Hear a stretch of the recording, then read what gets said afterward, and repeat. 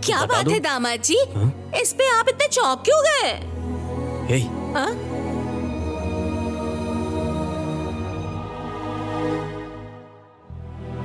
ओहो, आपको यक्षा की राशि और नक्षत्र नहीं मालूम?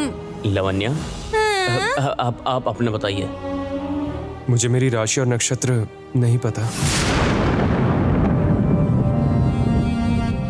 क्या कहा आपने? आपको अपनी राशि और नक्षत्र ही नहीं मालूम? नहीं मालूम।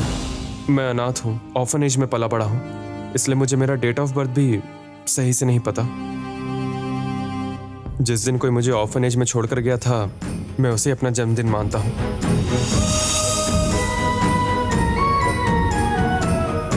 अगर मेरे भी माँ या बाबा होते तो मुझे भी जन्म का समय, राशि, नक्षत्र सब कुछ पता होता, पर मेरा कोई नहीं है और मुझ जैसे अनाथ को ये सब कैसे पता होगा?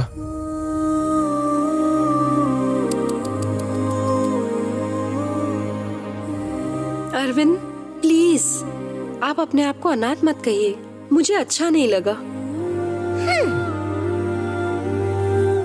आपके लिए मैं हूँ, आज से आप अनाथ नहीं हो। इस शब्द को दया करके कभी मत यूज करिए प्लीज। सॉरी यक्षा, मुझे माफ कर दो। मुझे नहीं पता था कि तुम मुझसे इतना प्यार करती हो। तुम्हारे सामने मुझे ये सब नहीं कहना चाहिए था। दरअसल मैं थोड़ा भावुक हो गया, बस इसलिए कह दिया। मुझे गलत मत समझना, अब से मैं ये मजाक में भी कभी नहीं कहूंगा।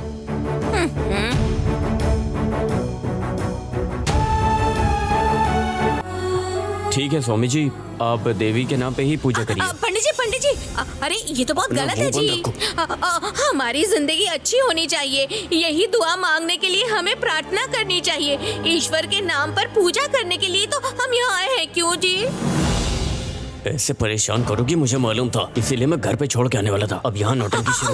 मैं नहीं जी, मैं कोई नौटंकी नहीं कर रही हूँ। मैं तो सोच समझ के बोल रही हूँ। पत्नी के नाम से पूजा करने से उसका असर तो पति पर भी होगा ना। यक्षा के नाम पे करने से अरविंद के नाम पे पूजा करने जैसा ही है। वही तो मैं कह रही थी। क्यों पंडित जी, मैंने जो कहा सही कहा ना? हाँ, आपके मन को जो अच्छा लगे वही करिए आप। इसी मौके का तो मुझे इंतजार था। अब तुम फंसे अरविंद। दामाद जी, आपकी पत्नी की राशि, नक्षत्र याद करके अपने मुंह से आप कहिए, ठीक है ना? कोई जल्दी नहीं है। कहिए कहिए, याद करिए, याद करिए।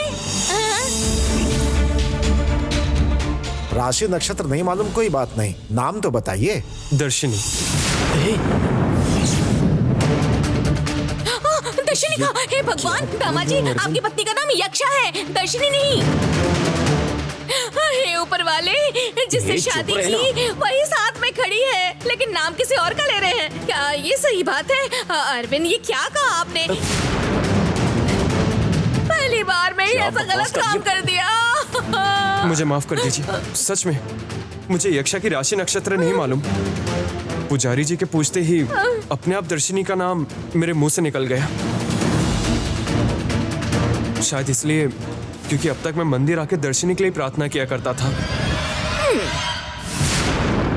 यही वजह रही होगी, मैंने जानबूझ के नहीं बोला। बस करिए, आप जितनी भी सफाई दे दीजिए, पर मैं ये मान नहीं सकती। इस बात से यक्षा का दिल कितना दुखा होगा, ये सिर्फ मैं जानती हूँ। देखिए यक्षा का चेहरा कैसे उतर गया। यक्षा, तुम्हारी क्या हालत हो गई है? मुझसे तो अब बर्दाश्त भी नहीं हो रहा। अब चुप हो जा। दामाद जी ने दिल से माफी मांग ली है। यक्षा भी अब चुप है। अब बेकार में समस्या खड़ी मत करो, मैं बोल रहा हूँ। लेकिन सामने दे।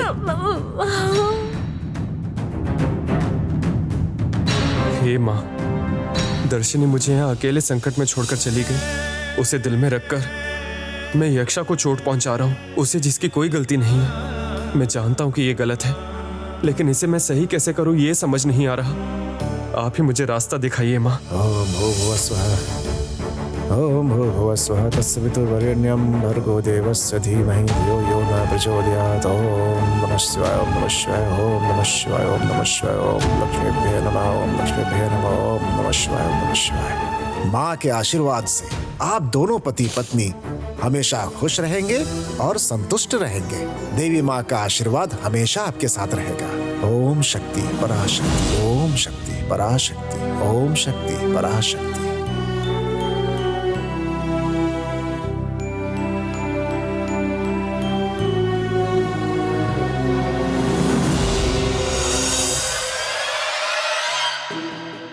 सर्व मंगल मांगल्ये शिवे सर्वार्थ साधिके शरण्ये त्र्यंबके गौरी नारायणी नमोस्तुते। गले में डालिए ओम नमः शिवाय, ओम नमः शिवाय। वक्रतुंड महाकाय सूर्यकोटि समप्रभा निर्विघ्नं कुरु मे देव सर्वकार्येषु सर्वदा। सर्व मंगल मांगल्ये शिवे सर्वार्थ साधिके। पति पत्नी हमेशा खुश रहिए और संतुष्ट रहिए।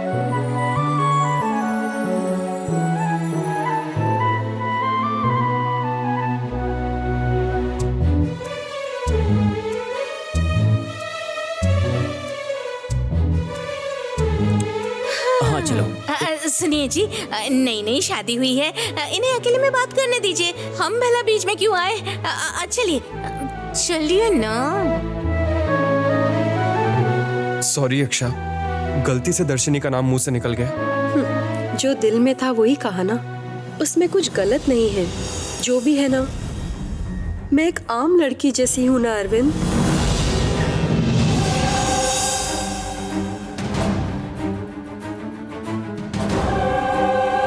निर्मल के मुझसे शादी के लिए मना करते ही मेरे मना करने के बावजूद सबने मिलकर मेरी शादी आपसे करवा दी। तब आप उस समय रोक सकते थे, या मैं भी रोक सकती थी, लेकिन उस समय दर्शनी भी आकर लड़ झगड़ के ये शादी रोक सकती थी, लेकिन उस समय किसी ने भी नहीं रोका। लेकिन हम तीनों ने एक दूसरे के प्रति जो स्नेह है उसे महत्व देकर सब चुप बैठ गए, किसी ने कुछ नहीं कहा। ये अभी कितनी बड़ी गलती हो गई है, ये देख लिया अरविंद।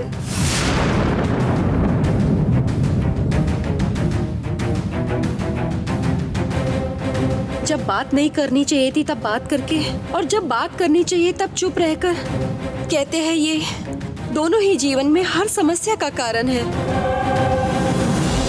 इसमें आप, मैं और दर्शनी, हम तीनों इसके उदाहरण हो गए हैं। आप, मैं और दर्शनी, ये तीनों, ये शादी नहीं हो सकती। बस यही एक वाक्य कह दिया होता तो एक ही बार में ये कहानी खत्म हो गई होती।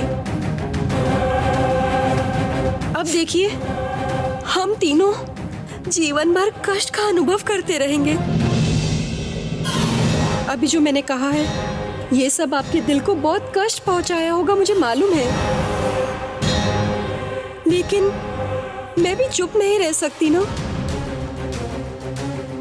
चाहे जो भी हो, मैं भी एक साधारण सी लड़की हूं ना अरविंद।